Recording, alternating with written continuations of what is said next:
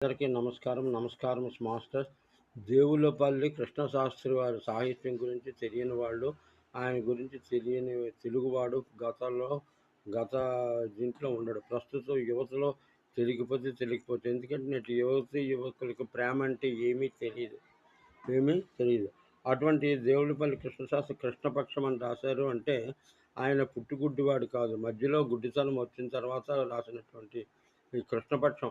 ఆయన ఒక మాట అంటారు కృష్ణపక్షంలో, నా కొరకు చెమ్మగిల్లు నయనమ్ము లేదు అని ఎంత బాగుతారో. అటువంటి వాని గురించి తెలుసుకోవడానికి కనీసం 100 నిమిషాలు కేటాయించింది. నిమిషానికి ఒక ఎపిసోడ్ చొప్పున నేను రోజుకో ఎపిసోడ్ని చేస్తున్నాను.